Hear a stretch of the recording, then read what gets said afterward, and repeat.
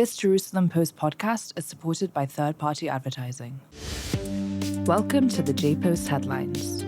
These are the top stories today for Thursday, August 7th, 2025. Prime Minister Benjamin Netanyahu is set to deliver his plans for Gaza. Israel strikes Hezbollah targets in southern Lebanon. The United States has charged a suspect with a hate crime in the killing of 2 Israeli embassy staff members.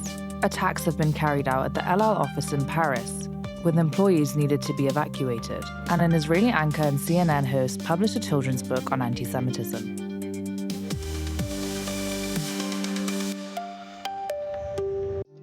Recorded in the J-Post studios in Jerusalem, I'm your host, Shifra Jacobs. Prime Minister Benjamin Netanyahu is expected to present a major military plan today, aiming to deploy 5 divisions of the Israeli Defense Forces in Gaza for an operation lasting about 5 months. The plan involves occupying new areas of the Gaza Strip and could potentially lead to the relocation of around 1 million residents from Gaza City. While the operation is expected to be approved, there are divisions within Israel's military leadership, with some officials, including IDF Chief of Staff Eyal Zamir, opposing the plan, citing concerns over the safety of hostages. The Israeli Air Force has launched airstrikes against Hezbollah positions in southern Lebanon. These strikes targeted weapons storage facilities, missile launchers, and terrorist infrastructure linked to Hezbollah. This operation is part of Israel's ongoing efforts to weaken Hezbollah's military capabilities in southern Lebanon and prevent further threats to Israeli security.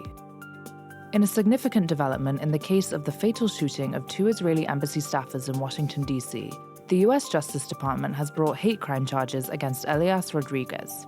Rodriguez is accused of shooting and killing Yaron Lashinsky and Sarah Lynn Milgrim in May as they left a Jewish cultural event. Authorities are now seeking the death penalty, highlighting the targeted nature of the crime as an act of anti-Semitism.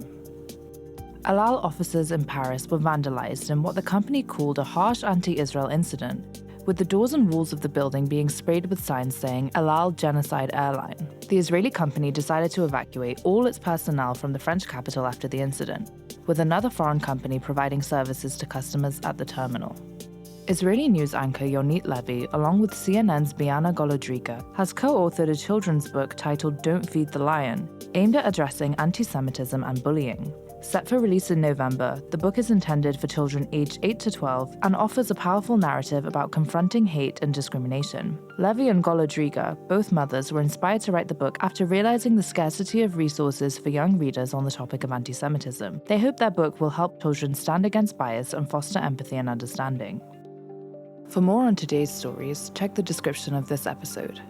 For the latest updates, news and analysis, head to jpost.com.